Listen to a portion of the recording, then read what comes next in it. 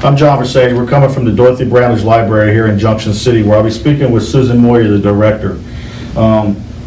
Thank you for taking your time, and we're going to spotlight the library. Thank you. When was the library founded? Well, actually, the first library in Junction City was 1908, and it was the George Smith Library, which is about a block east of us at 7th and Washington. Right. And actually, the roots of that service started with the Ladies Reading Club. They're the ones who pushed for a library and actually developed the first little lending library for the community. And then following the Smith building, this building, the Bramlage Library, opened in 1983. 1983. Mm-hmm. Wow, it's been a while. What was your biggest success for 2020, and what were some of your challenges?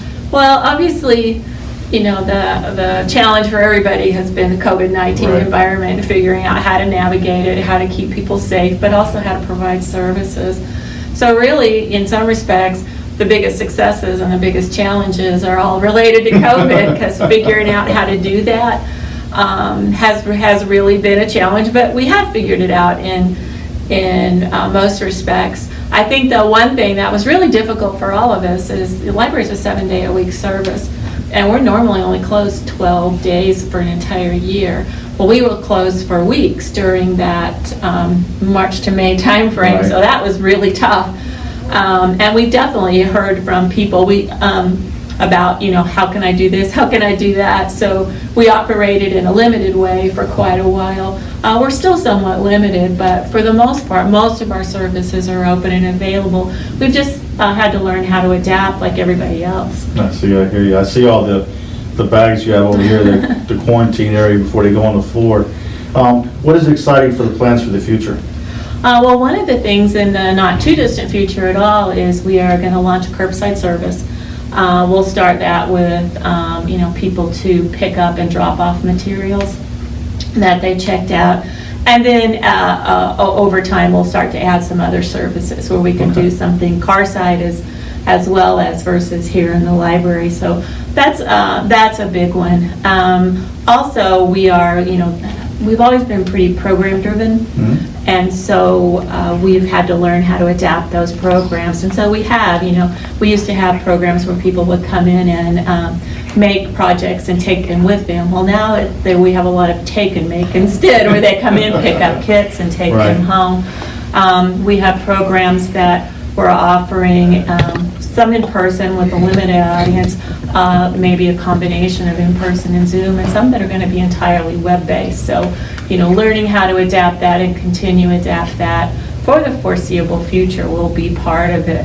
And then obviously the library's been working on a building project for a while now, so we're still plugging away on that and have some interesting things coming up. We've been mentioned as maybe one of the possible uses for the current high school site, once that building has been demolished and that site open for development. So that's on the table right now as one of the possibilities to consider. We've considered alternate locations from the beginning, but and kind of more for a number of reasons have removed many of those options from the table, but this is the current one that's on the table, so we're looking into it right now. That's interesting. And I noticed when I walked in, you have bundles of books when you walked in the bag, so you can come and pick them up, and they're already quarantined and safe for the community. Right, you know, and one of the things we stopped doing was taking new donations, but with the existing donations we have, particularly the items that were out and on the shelves, once things shut down,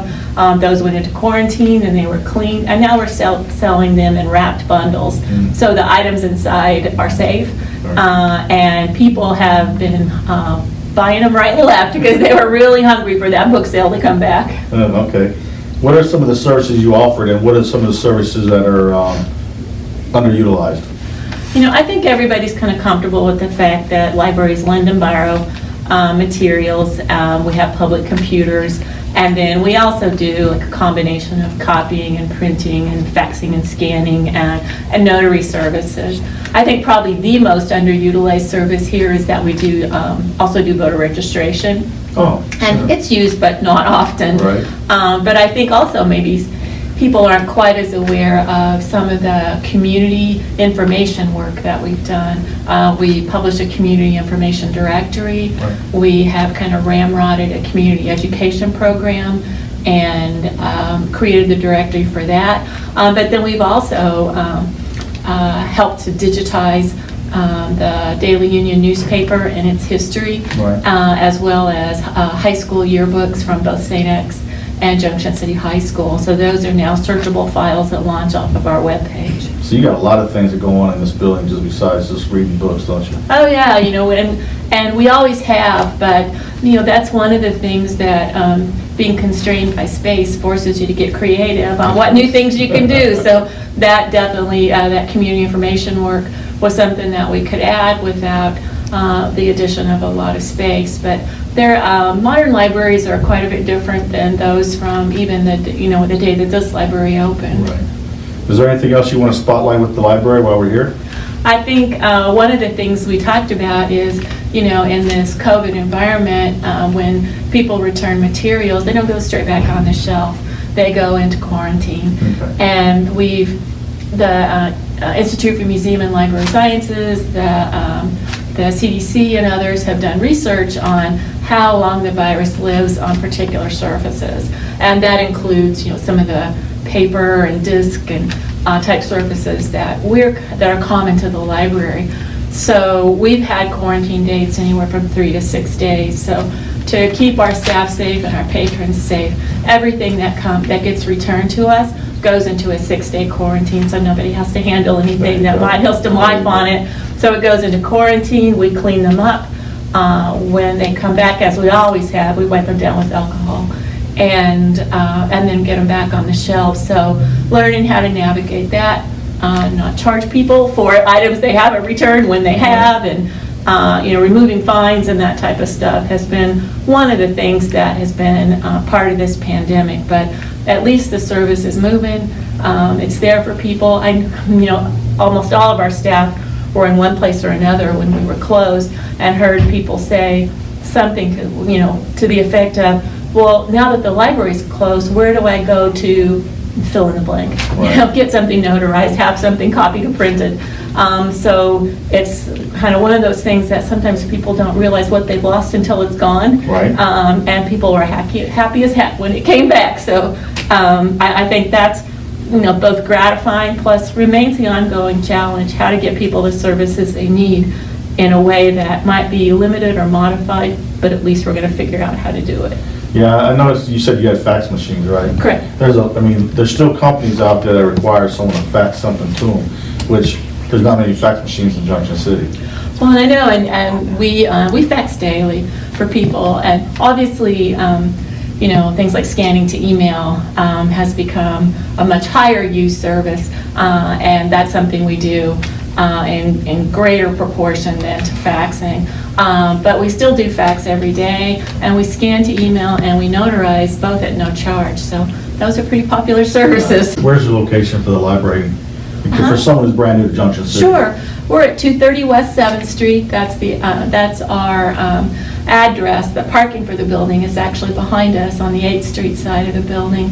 But we're pretty easy to find, that we're right in between the municipal building and the post office. So we're sandwiched right in there.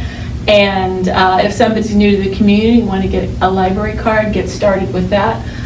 They can just bring in a photo ID, and at some point within the first 30 days, proof of their current address, and we'll set them up. Most of our services don't require a library card, such as computer use and all the others that I've mentioned, but for those who want that for their families, that service is available really to any Kansas resident.